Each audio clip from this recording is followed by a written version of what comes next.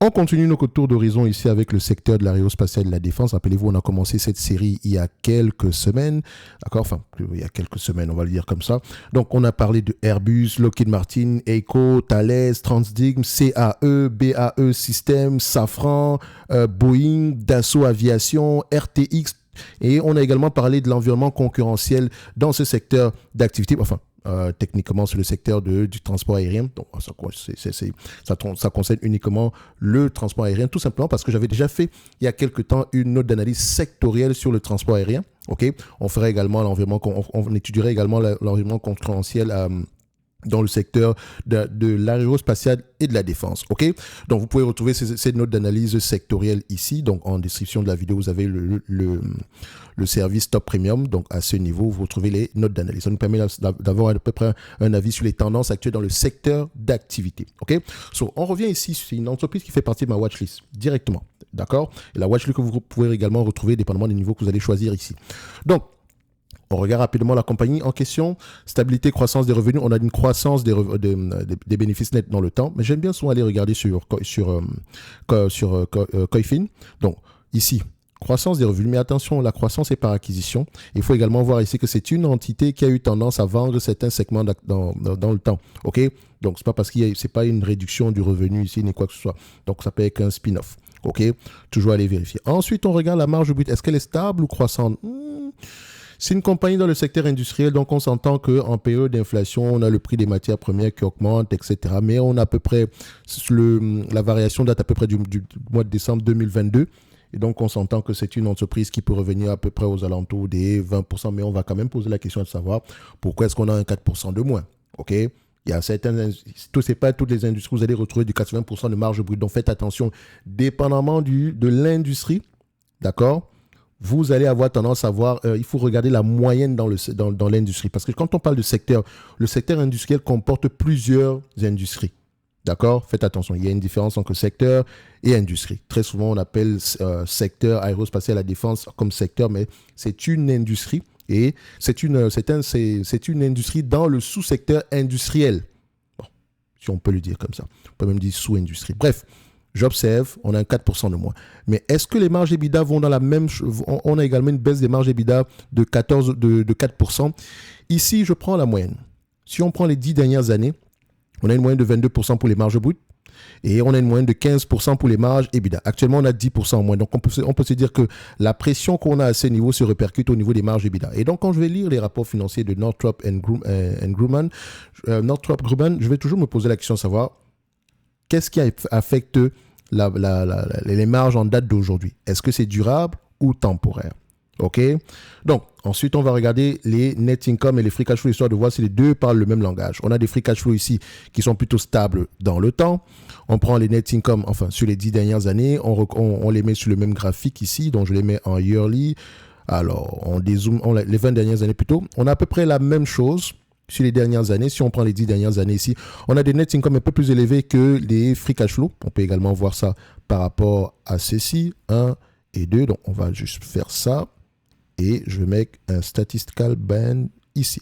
Donc, on a des free cash flow, des net income plus élevés que des free cash flow. 500 millions de différence ici. Pourquoi? C'est également une compagnie qui a tendance à avoir une variation au niveau du BFR. 500 millions, c'est pas grand-chose, mais dépendamment du multiple, ça peut avoir tendance à valoir plusieurs milliards de dollars. Si vous prenez juste à 5 fois, à 10 fois les bénéfices, juste ce 500 millions de différence ici a un impact de près de 5 milliards sur la valorisation de la compagnie. Et donc, quand on prend ici les bénéfices nets de la compagnie comme représentant ici les free cash flow, on va le dire comme ça, il faut toujours faire attention à ce niveau-là. OK? Toujours aller vérifier pourquoi est-ce qu'il y a une différence entre les deux. Donc, ici, donc on aura tendance à légèrement surévaluer la compagnie. Si les free cash flow, si on ne sait pas pourquoi est-ce que les free cash flow et net income sont différents sur les dernières années. Mais cette compagnie devrait avoir des net income qui vont dans le même sens que les free cash flow. Donc, on va le prendre les free cash flow, mais on sait pourquoi. OK? Dette nette sur EBITDA, du point de vue volume, enfin ratio, on a à peu près 3,2 fois les EBITDA. Quand on prend à peu près du point de vue la dette nette en volume, on a une dette nette aux alentours de 14 milliards qui est plutôt stable depuis 2018. OK? Et donc, pourquoi est-ce qu'on ne réduit pas la dette? C'est une question. Elle n'est pas très endettée. En termes de free cash flow, elle peut rembourser la dette ici en 7 ans. Enfin, dépendamment des free cash flow aux alentours de 2 milliards ici, en 7 ans. On va se dire que c'est limite, même si on pourrait aller jusqu'à 10 ans ici, mais c'est quand même limite. OK? Nombre d'actions. On a tendance à voir une entreprise qui rachète son nombre d'actions ici. C'est également intéressant. Maintenant, comme je l'ai dit, moi, je l'ai mis dans ma watchlist. D'accord? Northrop Grumman, quand vous creusez un tout petit peu le business, il y a des avantages à ces niveaux-là. OK? Normalement, on a des contrats à long terme avec le gouvernement américain. Et donc, parfois, on a une certaine visibilité au niveau des revenus. Et quand on arrive à signer quand on arrive à gagner ici des nouveaux contrats avec le gouvernement américain, généralement, c'est des contrats sur une dizaine d'années au minimum. D'accord? Et donc, on revient sur l'évaluation. Qu'est-ce que ça va donner? C'est un business ici qui a tendance à se payer aux alentours de 15 fois les bénéfices. D'accord? Donc, si on le paye aux alentours de 15 fois les bénéfices ici, est-ce que c'est un business prévisible? Oui. Les analystes ont tendance à faire de bonnes prévisions dans le temps pour cette compagnie. 15 fois les bénéfices, ça revient à peu près à $440 l'action. OK? Moins la dette nette. J'aime bien enlever la dette nette. Si on prend $440 l'action juste aujourd'hui, sans prendre en considération la dette nette, on va se dire, oh, c'est correctement évalué. Moins la dette nette aux alentours de 101 millions ici, $440, 101, ça fait à peu près 339, d'accord? 440 moins 101, ça donne à peu près 339, 340, on va mettre à $340 ici. Donc, idéalement, si j'arrive à la choper à $340 par rapport aux bénéfices nets attendus en 2026, qui sont aux alentours de $29,31, ça donne à peu près combien? Une valorisation aux alentours de 12 fois à 11 fois les bénéfices par là. Et donc, idéalement, vous savez qu'on n'ira pas plus bas que, on ne paye pas moins que 10 fois les bénéfices pour ce type d'entreprise. OK? Donc, on va se dire ici que, pour le moment, le prix est, voilà, pas du tout intéressant pour nous. C'est pas surévalué, certes, mais au prix actuel, je veux dire, on aimerait avoir une marge de sécurité supplémentaire prenant en considération la dette, sauf surprise au niveau de la croissance. Donc, on ira questionner ici la croissance dans le temps. Et donc, par rapport aux dividendes, c'est une entreprise qui distribue des dividendes ici à partir des free cash flow. Et donc, on a des dividendes ici aux alentours de 1,90%. Par rapport à ce qu'on a en date d'aujourd'hui, c'est une entreprise qui pourrait reverser aux alentours de 3,51. Et si vous arrivez à la choper à peu près par rapport aux bénéfices nets attendus en 2026, on pourra aller aux alentours de combien par rapport au prix actuel? Donc, si on est aux alentours de 29 divisé par 434. Et je rappelle que les bénéfices nets sont plus élevés que les free cash flow pour le moment. Et donc, il faudrait toujours aller recoller les morceaux. Quelle est la raison derrière? Ça peut être une raison par rapport au BFR, etc. Donc, toujours aller recoller les morceaux. Donc, ici, ça donne à peu près 6,68% en termes de rendement. Donc, on pourrait aller à 6,68%. Mais actuellement, on est par rapport à 2026. Mais là, on est à 1,90. Donc, pour le moment, c'est correct. OK? Pour le moment, on va se dire que c'est plutôt correct. OK? C'est une entreprise qui peut continuer à augmenter son dividende. Elle devrait privilégier également le rachat d'actions. Pourquoi pas faire 50-50? Une partie en dividende, une partie en rachat d'actions. OK? La priorité étant toujours le remboursement de la dette. Moi, j'aurais préféré ici qu'elle reverse à peu près aux alentours ici qu'elle réserve à peu près 1 milliard pour le remboursement de la dette, tel qu'aux alentours de, disons, 500 millions pour acheter des actions, 500 millions pour le dividende. OK?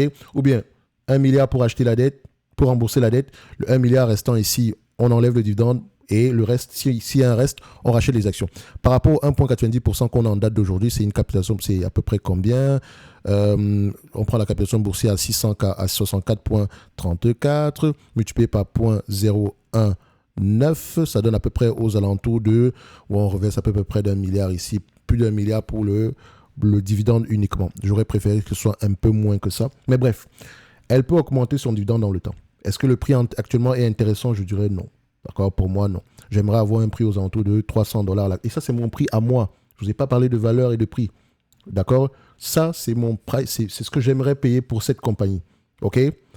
Au prix actuel, celui qui paye, c'est à peu près, on va se dire ici que c'est correct, sans plus. OK? Donc, si vous avez ce type d'entreprise en portefeuille et que vous attendez le dividende ici qui est croissant depuis X années, dites-vous que la barrière, c'est à 6%. Et encore, c'est même par rapport aux bénéfices nets. Donc, faites attention. Ça reste une entreprise intéressante à aller regarder en profondeur. Donc, ce n'est que mon point de vue et non un conseil d'investissement. Comme d'habitude, je me réserve le droit de me tromper. Je l'ajouterai dans ma watchlist et je mettrai ici comme price target aux alentours de $340 l'action. OK? Si vous voulez avoir accès à la watchlist, c'est en description de la vidéo, dépendamment du niveau que vous allez choisir ici. L'anneau d'analyse sectorielle, c'est uniquement à ces niveaux. OK? Et la tendance également à être mise à jour. On aura à peu près une cinquantaine de notes d'analyse ici. Donc, si vous voulez savoir à peu près qu'est-ce qui se passe dans ce secteur d'activité, d'accord, ou bien avoir un avis supplémentaire, vous allez le retrouver à ce niveau. En plus de la note d'analyse sectorielle, on prend également on étudie également l'environnement concurrentiel. Qu'est-ce qui permet à une entreprise d'avoir un avantage concurrentiel ici? En passant par les 5 forces de porteurs, ça vous permet d'avoir à peu près, voilà, par rapport aux concurrents, par rapport aux fournisseurs, est-ce que les fournisseurs ici ont un pouvoir de négociation? Par rapport aux consommateurs, par rapport aux clients, est-ce que les clients ont un pouvoir de négociation? Est-ce qu'il y a des barrières à l'entrée? Bref, quand vous posez ce type de questions, d'accord, vous pouvez à peu près avoir, par rapport, quand vous analysez, si vous vous posez ce type de questions et que vous analysez une compagnie comme Northrop Grumman ici, vous pouvez avoir tendance à identifier facilement l'avantage concurrentiel de la compagnie. OK? On l'a fait avec les compagnies aériennes. On l'a fait également ici avec les entreprises dans le secteur, dans les rates, dans le secteur hôtelier, précisément. Je précise, c'est important. Et donc, si vous voulez, prenez une compagnie aérienne, regardez à peu près ce qu'on a fait au niveau de l'étude ici, des avantages de l'étude concurrentielle ici, et essayez de vous faire un avis. Comme d'habitude sur le type de vidéo qui n'est pas très regardé, et on s'en fout royalement. Mais je vais vous dire une chose, ce sont les vidéos les plus importantes ici. Les affaires de chiffres, etc. Laissez-moi vous dire qu'on ne va pas très loin avec ça. OK? Il faut comprendre ce qu'on achète. OK? Et comprendre ce qu'on achète, ça passe par la compréhension du business model, du secteur d'activité, l'environnement concurrentiel. Je ne le dirai jamais assez. Et tôt ou tard, vous allez le découvrir. D'accord? Vous pouvez faire l'expérience de vous-même. Mais on reviendra toujours à la même conclusion.